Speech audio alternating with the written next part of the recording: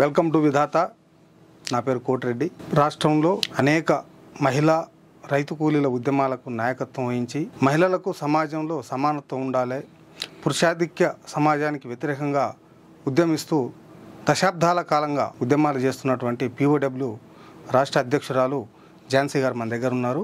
వారు మహిళల హక్కులకు సంబంధించి ఏర్పాటు చేసినటువంటి POW సంఘం, ప్రగతిశీల మహిళా సంఘం తన యొక్క మహాసభల్ని కూడా ఈ నెల 31 సెప్టెంబర్ 1-2 తేదీల్లో హైదరాబాద్లోనే జరుపుకుంటున్నారు. ఈ సందర్భంగా వాళ్ళ మహాసభలు ఎందుకు జరుపుకుంటున్నారు, వాళ్ళ లక్ష్యాలు ఏమిటి, వాళ్ళ కర్తవ్యాలు ఏమిటి అనే విషయాల్ని మనతో పంచుకోవడానికి స్టూడియోకి వచ్చారు. నమస్కారం మేడం. నమస్తే. అంటే రాష్ట్రంలో అనేక మహిళా సంఘాలు ఉన్నాయి, దేశంలో మహిళా సంఘాలు ఉన్నాయి, కానీ మీరు ప్రగతిశీల మహిళా సంఘం అని ప్రత్యేకంగా ఒక పేరు పెట్టుకున్నారు. ఇవాళ 7వ మహాసభ జరుపుకుంటున్నారు. ఆ మహిళా సంఘాలకు మీకున్న తేడా ఏంది, మీరు మీ యొక్క లక్ష్యాలు ఏంటి? ప్రగతిశీల మహిళా సంఘం స్త్రీ పురుష సమానత్వం కోసం పోరాడుతున్నటువంటి ఒక సంఘం. సామాజిక ఆర్థిక రాజకీయ రంగాల్లో స్త్రీలకు కూడా సమాన హక్కులు ఉండాలి, సమాన అవకాశాలు ఉండాలి అని పోరాటం చేస్తున్నటువంటి సంఘం. ఈ సంఘానికి ఇతర మహిళా సంఘాలకి ఉన్న తేడా ఏంటంటే, స్త్రీల సమస్యలు కొన్ని సంఘాలు ఏమంటున్నాయంటే పురుషుల్ని వ్యతిరేకిస్తే చాలు, పురుషులకి వ్యతిరేకంగా పోరాడితే చాలు స్త్రీల సమస్యలు పరిష్కారం అవుతాయి అని చెప్పేటువంటి సంఘాలు ఉన్నాయి. ప్రధానంగా ఇవాళ అంటే అనేక సంఘాలు అనేక సంవత్సరాల తరబడి ఉద్యమాలు చేస్తున్నారు, మీరు మిలిటెంట్ కార్యక్రమాలు చేస్తున్నారు, కానీ రోజు రోజుకు స్త్రీలపైన అత్యాచారాల సంఘటనలు పెరిగిపోతూ ఉన్నాయి. ఎందుకంటే మొన్న కోల్కత్తాలో డాక్టర్ పైనే, డ్యూటీలో ఉన్న డాక్టర్ మీద, అసలు డ్యూటీలో లేదు, ఏదో రోడ్డు మీద ఉంది, రోడ్డు మీద పోతున్న వాళ్ళు ఎవరో తాకుతాయాలు చేసి అనుకోవడానికి కూడా లేదు, డ్యూటీలో ఉన్న డాక్టర్నే అత్యంత కిరాతకంగా హత్య చేసి చంపారు. ఒక అమ్మాయి హైదరాబాదులో ఔటర్ రింగ్ రోడ్ దిగి ఇంటికి పోవడం కోసం క్యాబ్ కోసం ఎదురు చూస్తున్నటువంటి అమ్మాయిని తీసుకెళ్ళి రేప్ చేసి చంపారు. ఢిల్లీలో మనకు తెలిసిన సంఘటన, అసలు తెలవని సంఘటనలు కూడా అనేకం ఉన్నాయి. అసలు ఎందుకు ఈ అంటే అనేక సంఘాలు పోరాటాలు చేస్తూ ఉన్నారు, ఉద్యమాలు చేస్తున్నారు, ఒక ఘటన జరిగినప్పుడు రోడ్ల మీదకి వచ్చి ధర్నాలు చేస్తున్నారు, ఇవన్నీ చేస్తున్నారు. అయినప్పటికీ ఇలాంటి అమానుషమైనటువంటి కాండలు ఎందుకు ఆగడం లేదు, ఎందుకు ఇవి విరివిగా జరుగుతూ ఉన్నాయి? వాస్తవానికి మహిళా సంఘాలుగా మేము అనేక సంవత్సరాలుగా స్త్రీల మీద జరుగుతున్నటువంటి అత్యాచారాలకు వ్యతిరేకంగా, అణచివేతలకు వ్యతిరేకంగా, ప్రధానంగా మన దేశంలో భూస్వామ్య దోపిడీ ఉన్నప్పుడు ఆ స్త్రీల మీద జరిగేటువంటి అణచివేతలు, స్త్రీలను బానిసలుగా చూడటం కానీ, స్త్రీలను తమతో పాటు ఉంచేసుకొని వాళ్ళకి అసలు జీవితం లేకుండా చేయడం అనేటువంటిది కూడా ఒకానొక సందర్భంలో మనకు ఉన్నటువంటి పరిస్థితి. దానికి వ్యతిరేకంగా పోరాడినటువంటి క్రమంలోనే ఇవాళ భారతదేశంలో ఒక రాజ్యాంగము, ఆ రాజ్యాంగ హక్కులు ఏర్పరచుకుని ఒక 77 సంవత్సరాల తర్వాత కూడా స్త్రీల మీద ఇలాంటి అమానుషమైనటువంటి, అంటే అనేకం వచ్చినాయి. ఒకప్పుడు స్త్రీ ఉందంటే, ఒక ఆడపిల్ల ఉందంటే ఆమెకి 7 సంవత్సరాలకే పెళ్లి చేయాలి, ఆమె భర్త ఇంట్లో వాళ్ళందరికీ అణిగిమణిగి ఉండాలి, ఆ తర్వాత కొడుకులు, ఆ తర్వాత ముసలితనంలో, అట్లా రకరకాల పద్ధతిలో స్త్రీకి ఒక స్వతంత్రత లేనటువంటి పరిస్థితి ఒక 100 సంవత్సరాల తర్వాత కొంత మార్పు వచ్చింది. స్త్రీలకు సంబంధించి ఏంటి, భర్త చనిపోతే ఒకప్పుడు సతీసహగమనం లాంటి, ఇప్పుడు కూడా రాజస్థాన్ లాంటి చోట 1-6 జరుగుతున్నప్పటికీ కూడా అంత పెద్ద ఎత్తున లేదు. అంటే ఇవన్నీ కూడా స్త్రీలు పోరాడుతూ మార్చుకుంటూ వచ్చారు.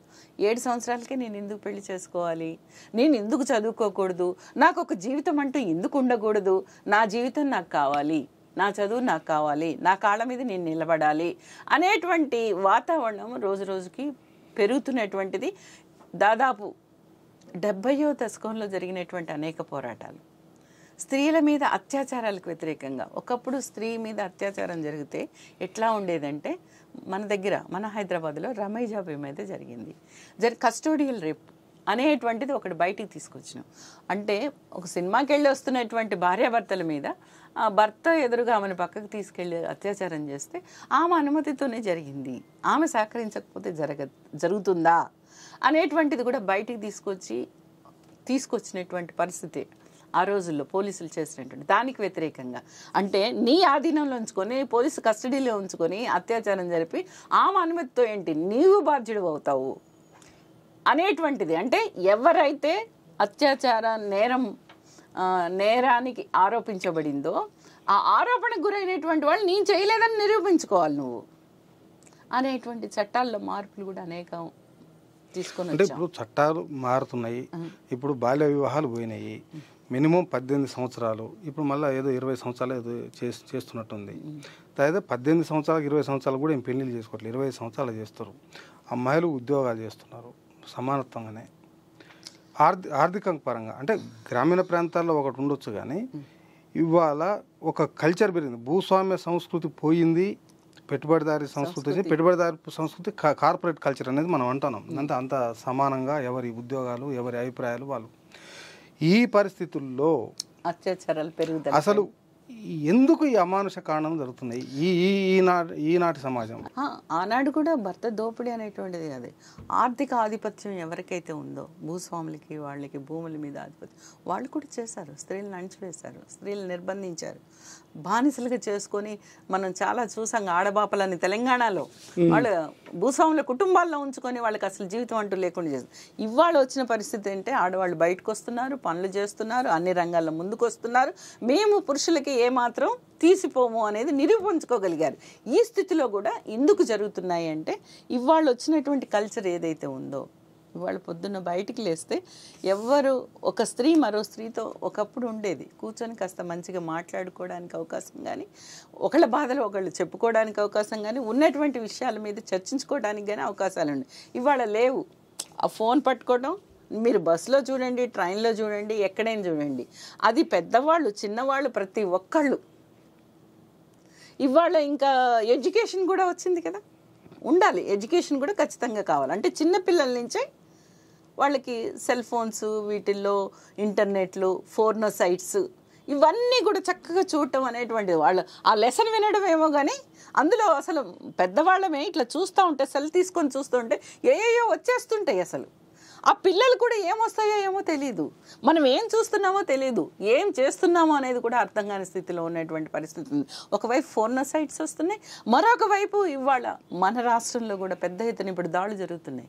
మత్తు మందులు అవి తీసుకున్న తర్వాత మనం ఏం చేస్తున్నాం అనేటువంటి, ఒకవైపు మద్యం, మరోవైపు మత్తు మందులు, మరోవైపు ఫోర్నో సైట్స్, ఇవన్నీ కూడా ఏం తెలియజేస్తున్నాయి, ఏం చేస్తున్నాయి అంటే వాళ్ళకు ఉన్నటువంటి దాన్ని ఏమాత్రం అవగాహన లేకుండా చూస్తున్నాం, స్త్రీని చూస్తున్నాం, బొమ్మలు చూస్తున్నాం, మేము ఏం చేసినా తప్పు కాదు, ఏమైనా చెయ్యొచ్చు అనేటువంటి ఒక అవగాహన కలిగించే వైపుగా ఇవాళ ఆ సైట్స్ తీసుకెళ్తున్నటువంటి పరిస్థితి ఉంది. సరే, ఇప్పుడు సెల్ ఫోన్ వచ్చిన తర్వాత సరే ఫోన్ సైట్స్ వస్తున్నాయి, ఇవన్నీ వస్తున్నాయి అనేది మీరు చెప్తాను. అసలు సెల్ ఫోన్లు రావడం నేరమా? సెల్ ఫోన్లు అందుబాటులోకి రావడమే తప్పని కాదు. మేమేమంటున్నాం అంటే అర్థం చేసుకోలేని వయసులో ఉన్నటువంటి వాళ్ళు, అందులో వస్తున్నటువంటి ఫోర్నో సైట్స్ ఇలాంటివన్నీ కూడా, వీటిని ఎందుకు మీరు రాకుండా చేయట్లేదు? ఫోర్నో సైట్ నిషేధించవచ్చు కదా. అది మనకి, మన పిల్లలకి, మన కుటుంబాలకి హానికరంగా ఉన్నప్పుడు వాటిని మీరు ఎందుకు అనుమతిస్తున్నారు అనేది సాంకేతిక పరిజ్ఞానం అభివృద్ధి వైపు విధ్వంసం. అంటే స్త్రీల పైన ఒక విధ్వంసం జరుగుతుంది ఇప్పుడు. ఈ వచ్చినటువంటిది ఏదైతే ఉందో ఒక రకమైనటువంటి విధ్వంసం జరుగుతూ ఉంది. ఈ విధ్వంసం వైపు పోయేటువంటి దశలో ప్రభుత్వాలు కూడా అప్రమత్తంగా ఉండాల్సినటువంటి అవసరం ఉంది. ఇలాంటివన్నీ చూడకుండా చేయాల్సినటువంటి బాధ్యత వాళ్ళ మీద ఉంది. స్త్రీని గౌరవించాలి అనేటువంటి నేర్పించాల్సినటువంటి బాధ్యత వాళ్ళకు ఉంది. వాళ్ళు కానీ ఇవేం చేయరు. ఇవాళ సమాజంలో ఏం జరుగుతుంది? ఇట్లా చేసిన వాళ్ళని తప్పనడం కంటే వాళ్ళని ఆకాశానికి ఎత్తుతున్నారు. అనేక చోట్ల ఎంపీలు, బ్రిజ్భూషణ్ ఏం చేశాడు? ఒక ఎంపీ మహిళా మల్లయోధుల మీద వాళ్ళ మీద చేసినటువంటి దాని మీద నిన్న మొన్నటి దాకా కూడా ఏదో ఒక విషయంలో స్త్రీల మీద రివెంజ్ తీర్చుకుంటున్నారు. అంటే నా మీద వీళ్ళు ఆరోపణలు చేస్తారా, మా ఎంపీ మీద ఆరోపణలు చేస్తారా, ఇవాళ ఒలింపిక్ పోకుండా చేసేటువంటి పరిస్థితికి కూడా దారితీసినటువంటిది. వాళ్ళు స్వచ్ఛందంగా తమంతట తాము ఆ రంగం నుంచి బయటకు వెళ్ళి సాక్షి మాలిక్ ఏం చేసింది, బయటకు వెళ్ళిపోతానని ప్రకటించింది. అంటే ఇలాంటి స్థితికి నెట్టబడుతున్నారు. ఎందుకు నెట్టబడుతున్నారు? ఇవన్నీ జరుగుతున్నాయి, వీటిని తట్టుకోలేనటువంటి పరిస్థితి. ఒకవైపు ప్రభుత్వాలు కూడా సపోర్ట్ చేస్తున్నటువంటి పరిస్థితి ఇవాళ మేము చూస్తున్నాము.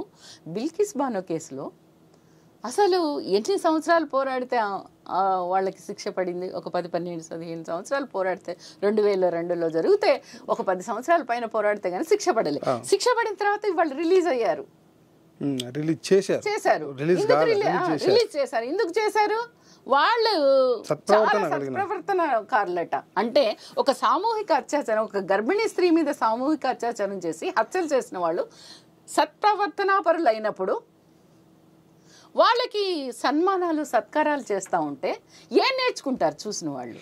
అంటే పాలకులు అత్యాచారాలు చేస్తే సన్మానిస్తారన్న ఒక సందేశం. ఒకవేళ ఎక్కడైనా అత్యాచారం ఏ పిల్లైనా బయటకు వచ్చి చెప్పుకుంటేనే అమ్మ నువ్వు ఇట్లా ఉన్నావు, నువ్వు అట్లా ఉన్నావు, అందుకోసం నీ మీద జరిగిందంటారు. కానీ ఇది తప్పు, ఇది చేయకూడదు అనేటువంటిది కాదు. అలాంటిది నేర్పించడం లేదు ప్రభుత్వాలు. పాలకుల ఆలోచన విధానాలు కూడా ఇవాళ పనిచేస్తున్నటువంటి పరిస్థితి ఉంది. వాళ్ళ ఆలోచన ఎట్లా ఉంది? బయటకు వస్తున్నారు, చదువుతున్నాయి, ఇట్లనే మాట్లాడుతున్నారు. ఇవాళ గతంలో బయటికి రావద్దు, ఇంటికే వంటకే పరదా చాటునే మహిళ ఉండాలి అనేటువంటిది ఒకనాడు ఉన్నటువంటి పరిస్థితి. ఇవాళ మీరు అట్లా వచ్చాయి కాబట్టి జరుగుతున్నాయని మాట్లాడుతున్నారు. ఇవాళ రోడ్ల మీదకి వస్తున్నారు కాబట్టి జరుగుతున్నాయని మాట్లాడుతున్నారు. ఆ అవగాహనతోనే ట్రీట్ చేస్తున్నారు తక్కిన వాళ్ళు. కేసుల్లో చూడండి, పోలీసుల దగ్గరికి వెళ్ళండి, మీరు కోర్టులకు వెళ్ళండి, న్యాయవాదులు కానీ ఎవరు మాట్లాడినా కూడా ఆ స్త్రీల పరిస్థితిని అర్థం చేసుకొని వాళ్ళు అసలు మనుషులు, వాళ్ళకు ఒక వ్యక్తిత్వం ఉంది, వాళ్ళ వ్యక్తిత్వాన్ని నిలబెట్టడానికి వాళ్ళు ఏదో ఒక పని చెయ్యాలి, ఆ పని చేయడానికి వాళ్ళకి నలుగురిలోకి వస్తారు. ఇలాంటి ఆలోచనలు ఉండవు వాళ్ళకి. నువ్వు బయటకు వస్తున్నావు కనుకనే, నువ్వు బయట నిలబడుతున్నావు కనుకే, నువ్వు నలుగురితో తిరుగుతున్నావు కనుకనే ఇట్లా మాట్లాడేటువంటి పరిస్థితి ఇవాళ సమాజంలో. మహిళ ఇంట్లోనే ఉండాలన్నటువంటి అంశాన్ని ఇప్పుడు పరోక్షంగా తీసుకొస్తున్నారు సమాజంలో. అవును, మనువాదాన్ని ముందుకు తీసుకురావడానికి ప్రత్యేకంగా ప్రభుత్వాలు ప్రయత్నిస్తున్నటువంటి దశ కూడా ఇవాళ మనువాదాన్ని పునఃప్రతిష్ఠించడానికి చూస్తున్నటువంటి స్థితి కూడా ఇవాళ మేము ఎదుర్కొంటున్నాం. ఎందుకు ఎదుర్కొంటున్నాం? ఇప్పుడు ఇట్లా జరిగిన తర్వాత ఆ పిల్లలు ఏమవుతారు? ఇప్పుడు విచ్చలవిడిగా 6 ఏళ్ల పిల్లల నుంచి 6 నెలల పిల్లల నుంచి అసలు 7-8 సంవత్సరాలు 80 సంవత్సరాలు ఏమీ లెక్కలేదు.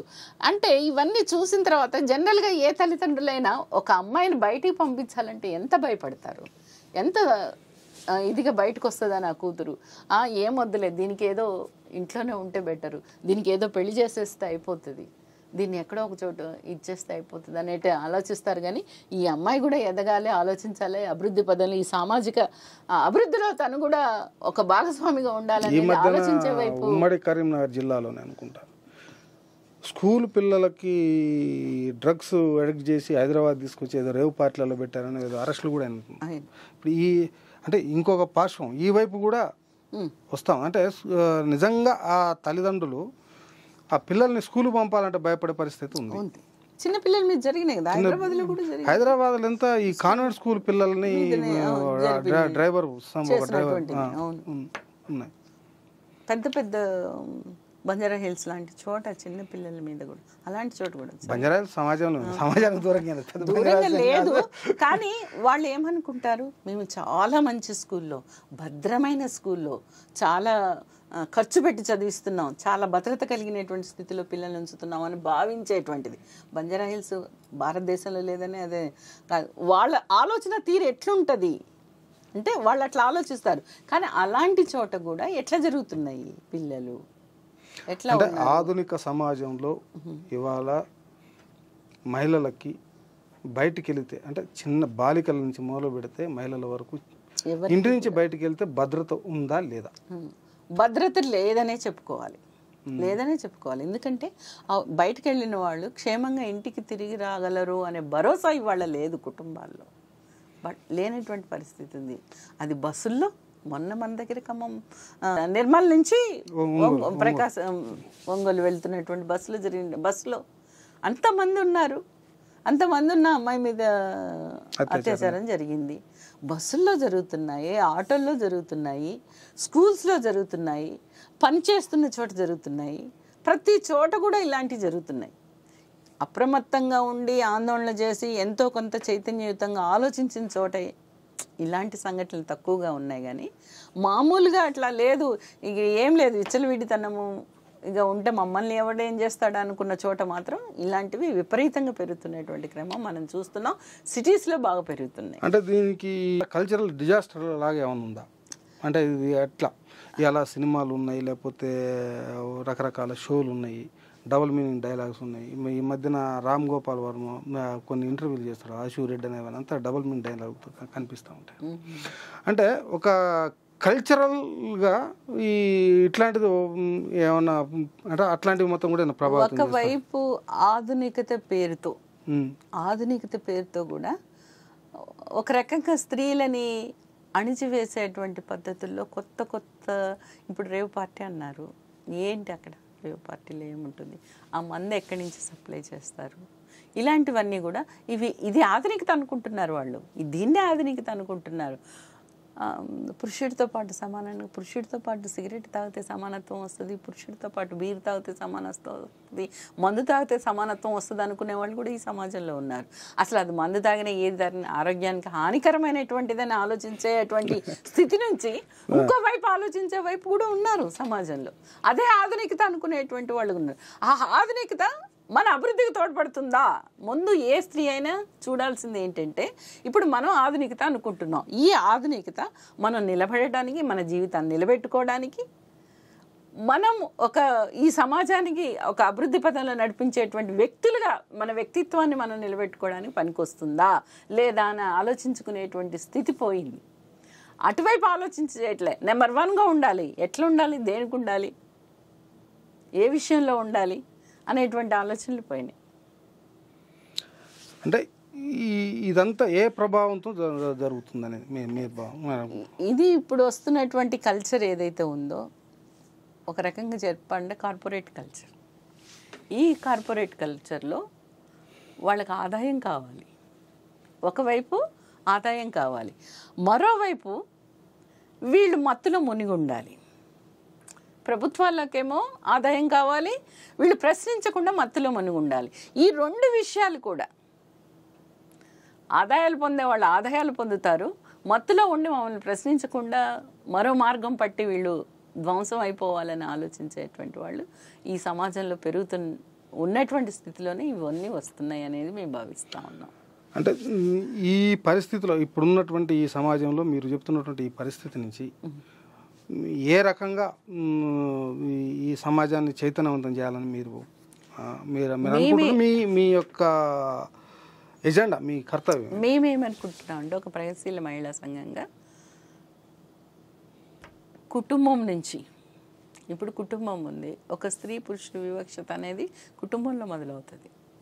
అక్కడ స్త్రీలుగా, కుటుంబంలో ఉన్నటువంటి స్త్రీలుగా మనం ఆ వివక్షతను వ్యతిరేకిస్తూ, మనల్ని పెంచే దగ్గర నుంచి, మనం పిల్లల్ని పెంచే దగ్గర నుంచి, మనం ఆడపిల్లని మగపిల్లాడిని ఒకే రకంగా చూడాలి. ఇవాళ ఇంత మాట్లాడుతున్న కుటుంబాల్లోకి వెళ్ళేసరికి ఆడపిల్లని ఒక రకంగా, మగపిల్లని ఒక రకంగా ఆంక్షలతోనూ మరో రకంగా పెంచుతున్నటువంటి పరిస్థితి మనం చూస్తూనే ఉన్నాం. అట్లా లేకుండా పెంచే వైపు ఆ దృక్పథాన్ని అలవర్చుకోవాలి అనేటువంటిది స్త్రీలకు చైతన్యయుతంగా నేర్చుకోవాలి అనేటువంటిది నేను కోరుతున్నాను. అదే సందర్భంలో ఈ సమాజంలో ఎదురవుతున్నటువంటి అనేక సమస్యలు, అంటే కేవలము స్త్రీని ఒకరిని అణిచిపెట్టడం అనేటువంటిది, ఈ సమాజంలో పురుషులు కూడా అణిచివేయబడుతున్నారు. ఆర్థిక పరంగా దోపిడీకి గురవుతున్నటువంటి పరిస్థితి ఉంది. ఇవాళ కుప్పలు తెప్పలుగా ఇప్పుడు మన రాష్ట్రంలో మొన్న చాలా పెద్ద ఎత్తున ఒక ప్రభుత్వం మారిపోవడానికి కారణం మేంగా భావించేది ఏంటంటే నిరుద్యోగమే కారణం. పోరాడి సాధించినటువంటి తెలంగాణలో మేము ఈ పోరాటానికి నాయకత్వం వహించాము, మేమే పోరాట యోధులు అని చెప్పుకున్నటువంటి ఒక పార్టీని గల్లాబట్టి కిందకి దించేసిందంటే, ఎందుకు దించేసిందంటే ఇక్కడ ఉన్నటువంటి యువతకి నువ్వు నేర్పించింది ఏంటి, నువ్వు వాళ్ళకి కల్పించినటువంటి అవకాశాలు ఏంటి, ఉపాధి అవకాశాలను కల్పించావా? అది స్త్రీలకి లేవు, పురుషులకి లేవు. ఒక స్త్రీలకే లేవు అనేటువంటిది కాదు, పురుషులు కూడా లేవు. ఇలాంటి స్థితిలో స్త్రీలు పురుషులు కలిసి పోరాడాల్సినటువంటి అవసరం ఉందనుకుంటున్నాం. ప్రత్యేకంగా స్త్రీలకు సంబంధించి కూడా ఈ సమాజంలో ఎలాంటి ఉద్యోగాలు ఉంటున్నాయి, ఎలాంటి ఉపాధి అవకాశాలు వస్తున్నాయి అనేటువంటి విషయాన్ని కూడా మేము పరిశీలిస్తూ ఉన్నాం. ఏం జరుగుతుందంటే ఇవాళ ఏముంది, అంగన్వాడీ టీచర్స్, లేకపోతే మధ్యాహ్న భోజనం పథకం చేస్తున్నటువంటి వాళ్ళు, కస్తూర్బా స్కూల్స్లో పనిచేస్తున్నటువంటి వాళ్ళు, స్త్రీలకి ఏ ఉద్యోగం కూడా ఇవాళ స్థిరమైనటువంటి ఉద్యోగం కాదు. ఎప్పుడంటే అప్పుడు తుమ్మితో ఊడిపోతుంది ముక్కు అని అనుకుంటారు కదా, సామెత ఉంటుంది కదా, ముక్కు అని. అట్లా ఎప్పుడైతే అవతల వాళ్ళు ఈమె వద్దు మాకు అవసరం లేదనుకుంటే తీసేసేటువంటి పరిస్థితి కాకుండా సమాజంలో ఇవాళ ఒక చట్టం ఉంది, కనీస వేతన చట్టం అమలు చేయాలి. ఆ చట్టాలు కూడా స్త్రీలకి అమలు జరిగినటువంటి పరిస్థితి. స్త్రీలందరూ ఇవాళ ఉపాధి కోసమని బయటకు వెతుకుతున్నటువంటి స్థితిలో వీళ్ళకి ఇలాంటి ఉద్యోగాలు తప్ప ఒక స్థిరమైనటువంటి ఉపాధి అవకాశాలు కల్పించేటువంటిది ఏవి కూడా రానటువంటి పరిస్థితి స్త్రీలకు కూడా ఉంది. స్త్రీలు కూడా ఎదుర్కొంటున్నారు. అలాంటి స్థితిలో లైంగిక దోపిడీకి కూడా గురవుతున్నారు. అలాంటి స్థితిలో అంటే ఈ ఉపాధి నాకు లేకుండా పోతే నేనేంటి, నా పరిస్థితి, లొంగి ఉండాల్సినటువంటి స్థితిలో కూడా జరుగుతున్నటువంటివి ఉన్నాయి. అంటే ఈ సమాజంలో ఇలాంటి అవకాశాలు ఉన్నంతకాలం స్త్రీలకు కూడా సమానత్వం ఉండదు, స్త్రీలు కూడా ఎదగలేరు అనేటువంటి ఒక అవగాహనతో ఈ సమాజాన్ని మార్చుకోవాల్సినటువంటి అవసరం ఉంది. ఈ సమాజంలో అనేక మార్పులు రావాల్సినటువంటిది ఉంది. దానికోసం మనం పోరాడాలి. ప్రభుత్వాలు తీసుకొస్తున్నటువంటి విధానాలకు వ్యతిరేకంగా కూడా మనం పోరాడాలి. ఇవాళ దేశంలో మొన్నటి వరకు ఒక మాట చెప్పారు, ఒకటి మహిళలపై అత్యాచారాలు జరుగుతున్న దాంట్లో, ఒకటి డ్రగ్స్, ఒకటి పోర్న్ సైట్స్, రెండు ఉపాధి అవకాశాలకు వెళ్ళిన దగ్గర అవకాశాల కోసం ఆశ చూపించి లొంగ తీసుకున్నట్టు ఈ 3 రకాల విధానాలను తీసుకొచ్చారు. మరొక వైపు కార్పొరేట్ శక్తులు ఇలా ఆదాయాలు చూపిస్తూనే మత్తులు ఉంచుతున్నాయని చెప్పారు. ఏదైనా డ్రగ్స్ లేదు మద్యం, ఈ 3 ఒక కామన్ పాయింట్గా మీరు ఏమైనా ప్రత్యేక కార్యాచరణతో ఒక ఉద్యమాన్ని ఏమైనా చేపట్టబోతున్నారా? మేము ఇప్పటి వరకు కూడా మాట్లాడుతుంది మత్తు మందుల్ని ఎలా చేయొద్దు మాట్లాడుతున్నారు. స్ట్రగుల్స్ కూడా చేస్తున్నాం. స్ట్రగుల్స్ కూడా చేస్తున్నాం. మేము నిర్దిష్టంగా కొన్ని ప్రాంతాల్లో షాప్స్ ఉన్నాయి, షాప్స్ ఉన్న దగ్గర అంటే బ్రాందీ షాప్స్ ఇలాంటి మేమున్న చోట మత్తు మందు అమ్మడానికి వీల్లేదు అనేటువంటి పద్ధతిలో ఆందోళన చేస్తున్నటువంటిది ఉంది. అదే సందర్భంలో మనం ఎక్సైజ్ డిపార్ట్మెంట్కి కూడా ఇదిగో ఈ ప్రాంతంలో ఇది జరుగుతుంది, ఇది మీరు చేయాల్సినటువంటి అవసరం ఉంది, అది మీ బాధ్యత, ఎక్సైజ్ డిపార్ట్మెంట్ కంట్రోల్ చేయాల్సినటువంటి బాధ్యత ఉంది కాబట్టి దానికి సంబంధించినటువంటిది కూడా మీరు చేయాలి అనేటువంటిది మేము అనేక చోట ఉద్యమాలు చేస్తూ ఉన్నాం. మీకు ఒక ఉదాహరణ చెప్తా. ఇప్పుడు మనకి ఊళ్ళల్లో పొదుపు సంఘాలు ఉన్నాయి కదా, పొదుపు సంఘాలన్నీ పొదుపు చేసుకొని ఒక ఊళ్ళో, ఇది ఆదిలాబాద్ జిల్లాలో ఒక ఎక్స్పెరిమెంట్ లాగా మేము చేసినటువంటిది. ఆ ఊర్లో ఏంటంటే ఆ గ్రూప్లో ఉన్న వాళ్ళలో ఒక ఆమె భర్త చనిపోయాడు, తాగి చనిపోయాడు. ఈ గ్రూప్లో పొదుపు చేసుకునే డబ్బులు ఉంటాయి కదా, ఆమె భర్త చనిపోయాడు కాబట్టి ఆమెకు 10,000 మనం 10,000 20,000 ఆర్థిక సహాయం చేస్తాము అని ఇచ్చారు. ఇచ్చిన తర్వాత మళ్ళీ ఒక 2 నెలలకు మళ్ళీ ఒక ఆమె భర్త చనిపోయాడు. ఇట్లా వరుసగా 3-4 అయినాక వీళ్ళకి ఎక్కడి నుంచి వస్తాయి? రావు కదా. అప్పుడు దీనికి మార్గం ఏంటి అంటే మన ఊర్లో మన స్త్రీలు ఇట్లా అవ్వడానికి, కుటుంబాలు ఇట్లా అవ్వడానికి, ఆ కుటుంబంలో పురుషుణ్ణి కోల్పోవడానికి ఏమిటి కారణం అనేది కూడా మేము ఎడ్యుకేట్ చేసిన తర్వాత అక్కడ ఏం చేసామంటే వరుస పెట్టి ఆ ఊరు మొత్తం గ్రూప్స్ కూడా చాలా గ్రూప్స్ ఉంటాయి కదా, ఆ గ్రూప్స్ అన్నీ కూడా ఐక్యం చేసి ఆ ఊళ్ళో లేకుండా చేస్తాం. ఆ ఊళ్ళో లేకుండా అసలు మన దగ్గర మద్యానికి వ్యతిరేకంగా చాలా పెద్ద ఎత్తున సంపూర్ణ మద్య కోసం చేశాం కదా. చేసిన తర్వాత ప్రభుత్వాలు మారుతూ తమ ఆదాయ వనరుని కోల్పోవడానికి సిద్ధంగా లేని ప్రభుత్వాలు తిరిగి ఏదో ఒక రూపంలో తీసుకురావడం అనేటువంటి జరిగినటువంటి క్రమంలో ఆ తర్వాత జరిగిన ఇన్సిడెంట్ నేను చెప్పేది. ఆ ఊర్లో చేసాం పక్క ఊర్లో కూడా. అంటే ఈ ఊర్లో ఉన్న వాళ్ళు ఈ ఊర్లో తాగారు, పక్క ఊరు పోయి తాగుతారు కదా. అట్లా ఒక 7-8 ఊర్లు అయిన తర్వాత చాలా కుటుంబాల్లో గొడవలు, ఆడవాళ్ళు బయటకు వచ్చి ఆందోళన చేస్తున్నారని ఆదిలాబాదు ఆ ప్రాంతాల్లో ఎక్కువ మంది దుబాయ్ అటు పురుషులు వెళ్తుంటారు కదా, వాళ్ళ కుటుంబాల్లో కూడా ఏంటి ఆడవాళ్ళు రోడ్డు మీదకి ఎక్కి ఇట్లా చేయడం ఏంది అని గొడవలు రావటం ఇట్లాంటివన్నీ వచ్చినా కూడా సరే వీటన్నిటిని తట్టుకొని కూడా ఒక 7-8 గ్రామాల్లో చేసిన తర్వాత ఎలక్షన్స్ వచ్చినాయి, ఆపేశారు.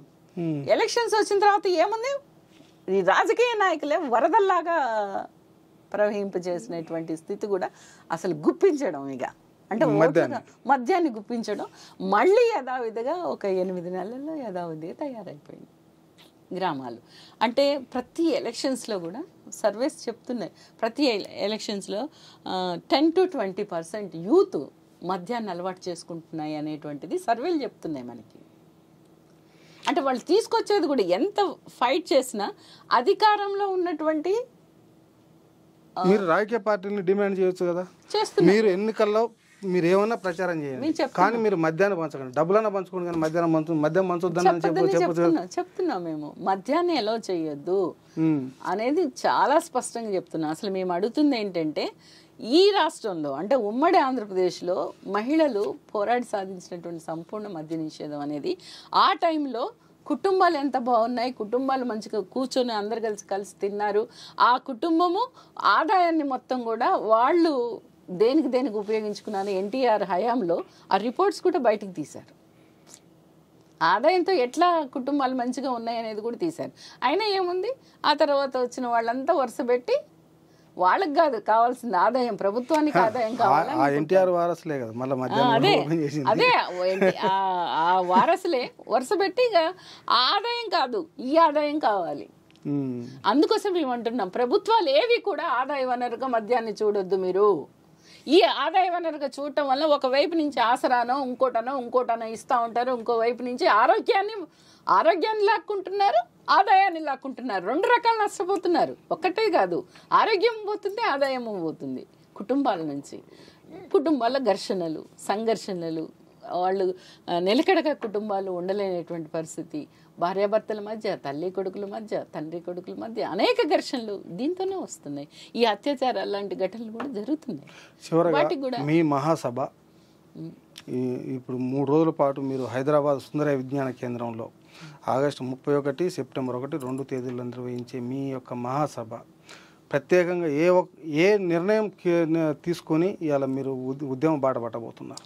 మేమేమనుకుంటున్నాం అంటే, మహిళా సంఘాలుగా మేము చాలా విషయాల మీద పోరాడాం.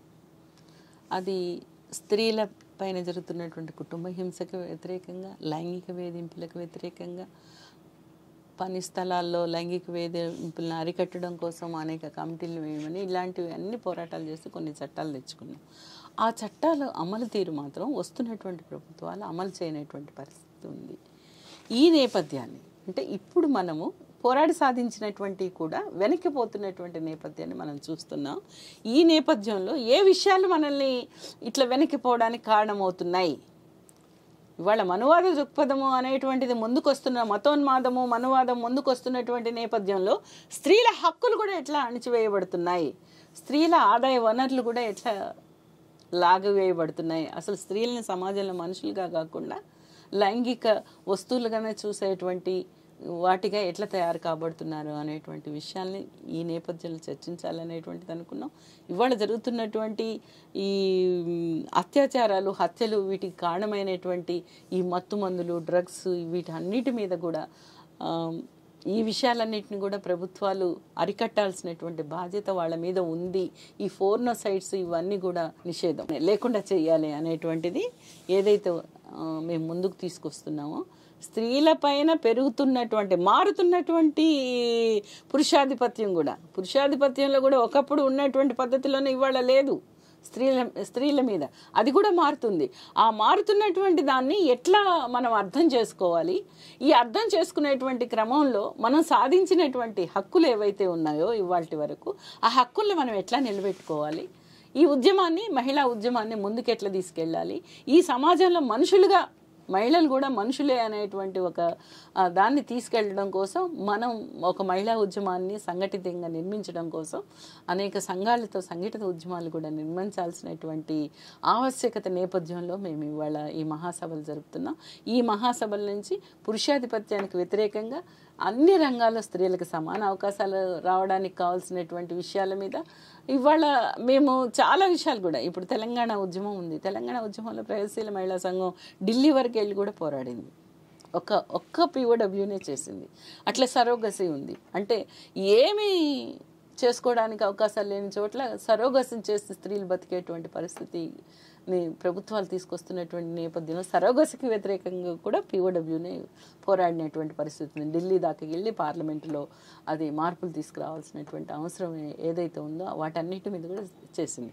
ఈ విషయాలన్నింటినీ కూడా మేము చర్చించాలనుకుంటున్నాం. చర్చిస్తారు. ప్రధానంగా ఏ అంశం మీద మీరు నెక్స్ట్ ఈ మహాసభలో నిర్ణయం తీసుకుని ఒక ఎజెండాగా మీ యొక్క కార్యాచరణ మా పోరాటం స్త్రీ పురుష సమానత్వం మీద ప్రధానమైనటువంటి ఏజెండాగా అది ఎప్పుడు కంటిన్యూగా ఉండేటువంటిది. ఇవాళ ఆ ఏజెండాని ముందుకు తీసుకెళ్ళడానికి గాను ఇవాళ స్త్రీలపైన అణిచివేతకు గురి చేయడానికి మూల కారణాలైనటువంటి పోర్నోసైట్స్ కానీ డ్రగ్స్ కానీ వీటికి వ్యతిరేకంగా మనం ఎట్లా ఎక్కువ పెట్టాలి ఈ సందర్భం అంటే ఇవాళ మనం చూస్తున్నట్టు ఈ సందర్భంలో ఇప్పుడు ఒక ప్రత్యేక సందర్భంలో ఉన్నాం. దీనికి వ్యతిరేకంగా కూడా మనం ఎట్లా నిలబడాలి అనేటువంటి దాన్ని మేము ఈ సభల్లో చర్చించాలనుకుంటున్నాం. దీనికి వ్యతిరేకంగా కూడా గట్టి నిర్ణయాలు తీసుకొని పోరాడేయటానికి సంఘటిత పోరాటాలు నిర్మించడానికి కావాల్సిన ఆలోచనలు మేము ఈ మహాసభల్లో చేస్తాం. Thank you madam. Thank you.